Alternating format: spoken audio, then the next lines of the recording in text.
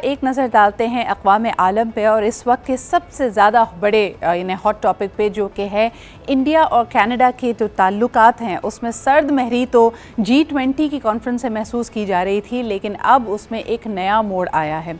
जिस तरह के आप देख सकते हैं कि इंडियन मीडिया ने एक यलगार की हुई थी जब प्राइम मिनिस्टर ट्रूडो पहुँचे इंडिया और कहा गया कि उनसे सवालात किए जा रहे हैं, उनको कटहरे में खड़े करके ये कहा जा रहा है कि क्या कनाडा की सरजमीन पे ऐसे अनासर पनप रहे हैं जो भारत के टुकड़े टुकड़े कर देना चाहते हैं। और एक नई लहर खालिस्तान मूवमेंट यानी जो सिख बरदरी का एक देरीना मुतालबा है कि पंजाब सिख को एक ख़ुद मुख्तार स्टेट बनना चाहिए, एक दफ़ा फिर उसमें तेज़ी आ रही है। बार बार इसकी बात की जाती थी और यकीनन अगर हम कनाडा की तरफ देखते हैं वहाँ एक बहुत बड़ी तादाद में सिख बरदरी मौजूद है। तकरीबन अगर पिछले कनाडा के सेंसस की तरफ देखा जाए तो 7,70,000 सिख लोगों ने वहाँ पे होने का दावा किया, यानी ऐसे लोग जिन्होंने अपने रिलीजन को सिखिज़म करार दिया है। अच्छा, इसके अंदर ये एक बहुत पुरानी मूवमेंट है। अगर आपको याद हो, एक जो ख़ास इसमें नाम कहा जाता है सिद्धू का, ही वॉज द पर्सन जो कि एक सिंगर हैं और उनके गानों में अक्सर ये बात की जाती है कि किस तरह सिख कम्युनिटी के ऊपर मजालिम किए जा रहे हैं और ये इनका एक देरीना मुकाबला है। तशवीश की बात यह है कि कुछ साल पहले जब भारत अपनी विज़िट पे गए और अपने गांव को विज़िट कर रहे थे, वहाँ पे नामालूम अफराद ने इनका भी कत्ल कर दिया। अब जो नई चीज़ सामने आई है कि G20 में इन तमाम मुतालबात के बाद जून में होने वाला एक कत्ल जो कि कनाडा की सरजमीन पे हुआ, और ये एक सिख हैं जी, इनका नाम है हरदीप सिंह निज्जर, और इनके बारे में कहा जा रहा है कि ये काफ़ी वोकल थे इस बारे में। जिस तरह कि कनाडा हमेशा अपने शहरियों के जो हक़ खुद इरादियत है, इजहार ख्याल की जो उनके पास राइट मौजूद है, उसको हमेशा से डिफेंड करता रहा है। और उनका कहना है कि भाई आपके डिसेंटिंग पॉलिटिकल व्यूज़ हो सकते हैं, हम एक फ़ाल जमहूरियत हैं, हम लोगों को, अपने शहरियों को ये राइट्स देते हैं कि अगर उनका एक पॉलिटिकल ओपिनियन है उसके ऊपर वो पीसफुल प्रोटेस्ट भी कर सकते हैं, कॉल्स भी दे सकते हैं। इस दफ़ा जब प्राइम मिनिस्टर ट्रूडो कनाडा पहुँचे तो वहाँ पर उन पर ये इल्ज़ाम लगाया गया कि ये हेट स्पीच है और भारत इसको किसी तौर पे बर्दाश्त नहीं करेगा। इंटरेस्टिंग बात ये हुई कि वापस जाने के फ़ौरन बाद ये कत्ल जो कि जून में हुआ था, G20 की कॉन्फ्रेंस हाली तौर पे हुई है, प्राइम मिनिस्टर ट्रूडो ने कहा है कि उनकी सरजमीन पे होने वाला ये कत्ल, इसमें उनके पास शवाहिद मौजूद हैं और इस बात पे गहरी तशवीश का इजहार किया जा रहा है कि इसमें भारतीय इंटेलिजेंस के इन्वॉल्व होने की बात की जा रही है। दो लोग ऐसे जिन्होंने चेहरों पर मास्क पहने हुए थे, वो दिन दहाड़े आकर एक सिख गुरुद्वारे के सामने जहां इसका एक फूड ट्रक था, इस शख्स का, निजर का, उसको आकर गोलियां उस पर बरसाते हैं और फिर एक तीसरे शख्स की मुआवनत से जाए वकू से भागने में कामयाब हो जाते हैं। ये प्राइम मिनिस्टर ट्रूडो का कहना है कि ये किसी तौर पर भी काबिल कबूल नहीं है और इसके रद्द अमल में, सख्त तरीन रद्द अमल में, जिसको एक सीनियर सफ़ीर इंडिया के, जिनको हेड ऑफ इंटेलिजेंस कहा जा रहा है और जिन पर यह इल्ज़ाम है कि वो इस तमाम कार्रवाई में किसी ना किसी तरह मुलव्वस थे, उनको बाकायदा एक तरह से अपनी नौकरी से निकाल दिया गया है। उनको फौरी तौर पे यानी वापसी का उनको रास्ता दिखा दिया, उनको कनाडा छोड़ने का हुक्म दे दिया गया। इसकी जवाबी कार्रवाई भी हुई। लेकिन सबसे पहले इसी हवाले से आपको एक रिपोर्ट दिखाते हैं। हमारे साथ एम्बेसडर जमील साहब मौजूद होंगे, उनसे गुफ्तगू करेंगे और देखेंगे जो आलमी बरादरी का भी रद्द अमल आ रहा है, बिलखुसूस अमरीका का, जिसने गहरी तशवीश का इस बारे में इजहार किया है, ये मामला बढ़ते हैं। Let's take a look at this report and we'll take this conversation forward. साहब हमारे साथ मौजूद होंगे। हमारा रिपोर्ट चलने में थोड़ी हमें दुश्वारी, एक टेक्निकल दुश्वारी हो रही है। क्या मेरी बात एम्बेसडर जमील साहब से हो सकती है? अस्सलाम वालेकुम सर। वालेकुम अस्सलाम और सुबह बखैर। सुबह बखैर सर। ये बड़ा ही एक संजीदा मामला है, लेकिन मुझे ये बताइए कि ट्रूडो का ये बयान G20 के बाद क्यों आया? क्या आपको लगता है कि जब वो भारत पहुंचे होंगे, कहा यह भी जा रहा है कि उन्होंने ये मामला प्राइम मिनिस्टर मोदी के साथ उठाया, लेकिन उनकी तरफ से कोई इसके हवाले से बातचीत नहीं हुई? जी हाँ, जब कोई शख्स या जब कोई मुल्क बहुत ज़्यादा ज़ौम में हो मुख्तलिफ वजूहात की वजह से, और जब कोई शख्स या जब कोई मुल्क इससे पहले भी इस किस्म की इंटरनेशनल क़वानीन की धज्जियाँ उड़ाता रहे, तो उस ज़ुमरे में अगर देखा जाए तो G20 के दौरान जब जस्टिस ट्रूडो ने एक अपने डिप्लोमेटिक नाम्स के मुताबिक, जैसा कि वो वहाँ से ब्रीफिंग अपने मुल्क से लेके आए थे, जैसा कि वो शवाहिद लेके आए थे, ये तसव्वुर बड़ी आसानी से किया जा सकता है, क्योंकि बाद में जब उन्होंने पार्लियामेंट में ऐलान किया तो इससे महसूस होता है कि वो G20 में मोदी को उन्होंने बताया कि ये मामलात हैं और इस सिलसिले में एक्शन लिया जाए, तो वो ये बड़ी आसानी से अख्ज़ किया जा सकता है कि मोदी ने सोचा होगा कि नहीं, वो काउंटर एलिगेशंस पे कि हमने तो अरेस्ट वारंट किए हुए थे हरदीप सिंह निजार के, तो वो तो हमारा तो वो एक लिहाज से फिजिटिव हुआ, तो मतलब ये है कि टाल मटोल कर दिया।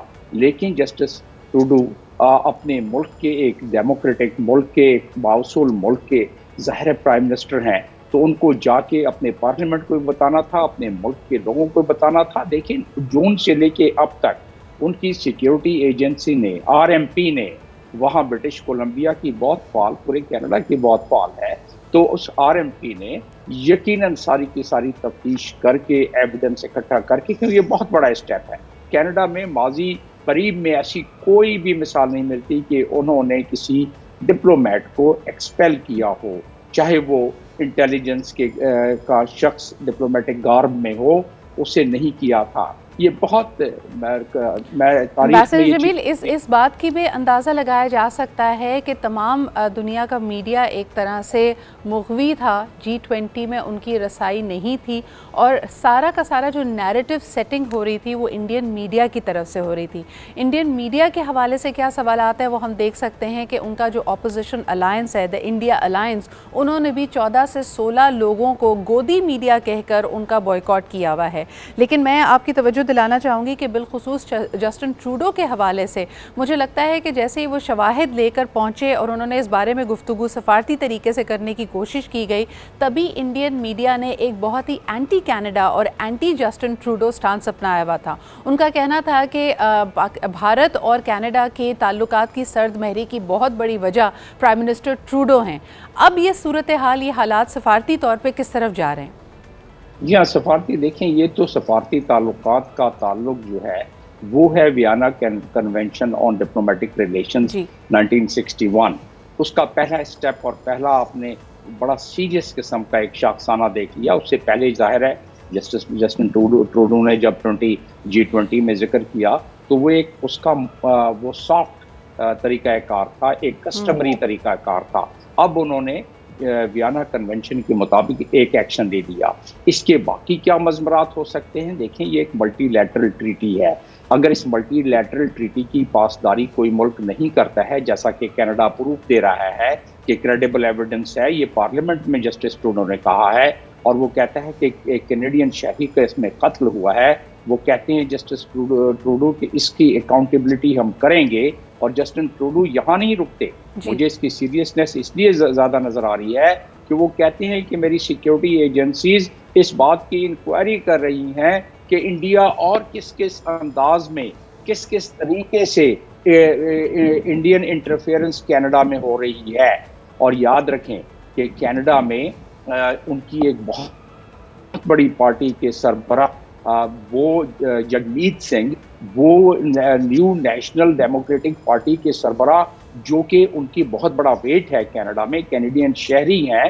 तो अगर सिर्फ मोदी सरकार और मोदी ये सिर्फ कह दें कि वो कनाडा के वो इंडिया के खिलाफ वहाँ खालिस्तानी थे, खालिस्तानी होना कोई जुर्म नहीं है। दुनिया के किसी भी मुल्क में, किसी भी इलाके में अगर कोई ऐसी आवाज़ उठती है तो उसे जनरल असेंबली के एक रेजोल्यूशन है जो कि 2649, उसके तहत उसे तहफ़्फ़ुज़ हासिल है कि वो अपनी आवाज़ बुलंद कर सकता है, चाहे वो उसमें खालिस्तानी तहरीक की बात क्यों ना हो। तो उस लिहाज से और पूरी दुनिया में हमें, आप बिल्कुल सही कह रहे हैं एम्बेसडर जमील, और हम तभी देखते हैं कि पूरी दुनिया में जहां ऐसे हॉस्टाइल एनवायरनमेंट्स क्रिएट होते हैं कि लोगों के पास अपनी पॉलिटिकल विल, अपने ख्यालात का इजहार, अपनी जमहूरी जो राइट्स को एक्सरसाइज करने की स्पेस नहीं होती, तो उनको पॉलिटिकल अजाइलम भी दिया जाता है। यानी दुनिया में जहाँ जहाँ आप देखें कि जो पॉलिटिकल एंड अदर रेफ्यूजीज़ हैं, जो कॉन्फ्लिक्ट एरियाज से आए हैं, उनका यही वतीरा रहा है। पैलेस्टीनियंस पूरी दुनिया में रहकर अपने हक़ के लिए आवाज़ बुलंद करते हैं। लेकिन मुझे ये बताइए कि ये पहली दफ़ा है कि कोई बड़ा मुल्क, कोई वेस्टर्न पावर इस तरह आड़े हाथों भारत को ले रहा है। पाकिस्तान समेत बहुत सारी साउथ एशियन कंट्रीज़ ने इंडियन इंटरफेरेंस की बात कई दफ़ा यूनाइटेड नेशंस और मुख्तलिफ इंटरनेशनल प्लेटफॉर्म से उठाई। पाकिस्तान ने भी गुज़िश्ता बरसों में इस तरह के डोसियर्स इकट्ठे करके अपनी इंटेलिजेंस के हवाले से कि किस तरह इंटरफेरेंस की जा रही है, किस तरह एक मुआवनत इस तरह के ग्रोहों को और ख़ास तौर पर टेररिस्ट एक्टिविटीज़ को भारत की सरबराही और भारत की सपोर्ट हासिल है। आप समझते हैं कि ये एक बहुत बड़ा टर्निंग पॉइंट होगा दुनिया के लिए? देखिए, इस किस्म के वाक़यात इंग्लैंड में भी हुए हैं, यूके में भी हुए हैं, अब कनाडा में हो गया। पेशावर में एक वाक़या हुआ था पिछले दिनों, उसके भी शाखसाने और उसके भी शकूक वहीं जाते हैं इंडियन इंटेलिजेंस एजेंसी की तरफ से। और इंडिया जो कि बहुत बड़ा दावेदार है डेमोक्रेसी का, उसकी जो अब इस मामले में ख़ासतौर पर कनाडा से जब ये आवाज़ उठी है, तो याद रहे कि कनाडा और अमेरिका वो हर सिक्योरिटी के जो भी उनकी इंक्वायरी या डिप्लोमेटिक मामला करते हैं वो एक दूसरे से कंसल्ट करते हैं। तो ये जो अभी मामला हुआ है इसमें अमेरिका की कंसल्टेशन जारी है। ऑस्ट्रेलिया से बयान आ गया है उनके फॉरेन मिनिस्टर का कि उन्होंने भी गहरी नज़र रखी हुई है इस पर। ये सीरियस मामला इसलिए है कि मल्टीलैटरल ट्रीटी की खिलाफ वर्जी नंबर 1, नंबर 2 ह्यूमन राइट की खिलाफ वर्जी। तो ये दोनों चीज़ें और इंडिया के ये दावे कि वो एक बहुत बड़ा डेमोक्रेटिक कंट्री है, क्योंकि आज अगर इंडिया अपने खुफिया ज़राए से अपने लोगों को, दूसरे मुल्क के शहरियों को इस तरह अगर कत्ल करवाना शुरू करेगा तो कल को और बड़ी यूके में उनमें तशवीश। एम्बेसडर जमील साहब, ये where is this bullish attitude coming from? अभी ये इस पूरी कार्रवाई के बाद आपने देखा होगा कि इंडियन इंटेलिजेंस एजेंसी रॉ के जो एक्स सरबराह रह चुके हैं, उनका एक बड़ा बुलिश बयान आया। उन्होंने कहा कि जी हमारे डिप्लोमेट को एक्सपेल कर देना एक बहुत सीरियस कदम है और इसके बाद वो किस किस्म की उम्मीद हमसे कोऑर्डिनेशन या सपोर्ट की रखते हैं। लेकिन ये बात यहाँ पे मद्देनज़र रखने वाली है कि G20 में जो कह रहे हैं बहुत सारे ज़राए कि पहले इसको सफारती तौर पे हल करने की कनाडा ने कोशिश की, जब सुनवाई नहीं हुई तो फिर ये सख्त कदम उठाया गया है। जी हाँ, ये प्रोविजन भी दिया हुआ है जो मैंने वियना कन्वेंशन का कहा है। ये जो बात आपने की ये आर्टिकल 31 में कवर है, जिसमें उन्होंने कहा है कि प्रोटेक्शन तो है, लेकिन अगर कोई डिप्लोमेट किसी सीरियस मामले में इन्वॉल्व होता है तो उस पर उस एक्शन वियना कन्वेंशन के तहत लिया जा सकता है। और अगर इस कन्वेंशन की पासदारी न की जाए तो इसके लिए पीनल क्लासेस भी दुनिया में मौजूद हैं। इंडिया को इस चीज़ का इदराक होना चाहिए, क्योंकि ये अब डेवलप्ड कंट्री में इन्होंने ये हरकत की है। पहले तो साउथ एशियन कंट्री में अपने नेबरर्स के साथ तो करते ही रहे हैं और उससे उनको छुटकारा हासिल होता रहा है, लेकिन इससे छुटकारा हासिल करना बहुत मुश्किल होगा, क्योंकि पीनल क्लासेस में सिक्योरिटी काउंसिल के चार्टर के तहत इकोनॉमिक सैंक्शन लग सकती है जो चैप्टर 6 में आता है, और इसी तरीके से लीगल प्रोसीडिंग्स हो सकती है और उस लीगल प्रोसीडिंग्स में इंटरनेशनल कोर्ट्स या ट्रिब्यूनल में जा सकता है।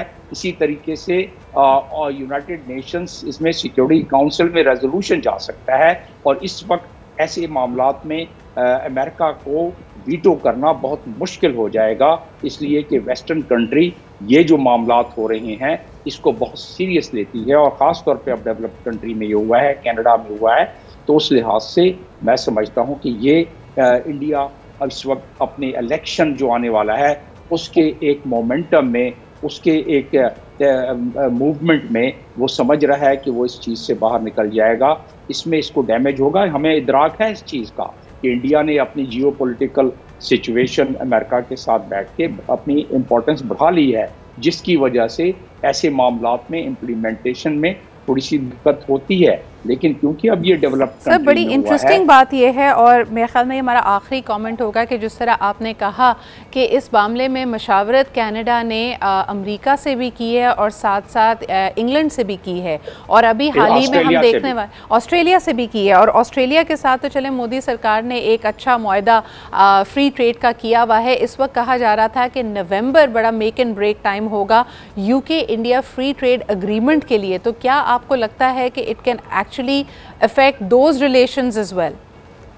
Absolutely. You know, any bilateral relation is affected if this kind of impediment comes on their way. And not only that, and even Canadians were at the final stages of the free trade agreement, and I don't think that is going to happen any time soon unless this matter is addressed. बहुत बहुत शुक्रिया हमारे साथ ambassador साहब मौजूद होने के लिए। ये बड़ी मुसाद लाइक एक्टिविटी अपनी तरफ से करना चाह रहे हैं।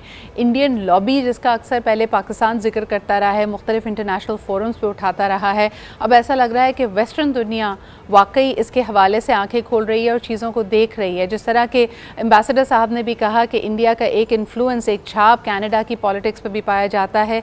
ऋषि सुनक को किस नज़र से देखा जाएगा? हाल ही में उनके G20 के दौरे में उन्होंने बारहा ये बार बार कहा कि मैं एक ब्रिटिश तो हूँ लेकिन साथ ही मैं एक हिंदू भी हूँ, एक प्रैक्टिसिंग हिंदू हूँ, मेरी रूट्स इंडिया में हैं। So all of this is a brewing story और देखना ये है कि ये जियोपॉलिटिकल सिचुएशन किस तरफ को जाती है।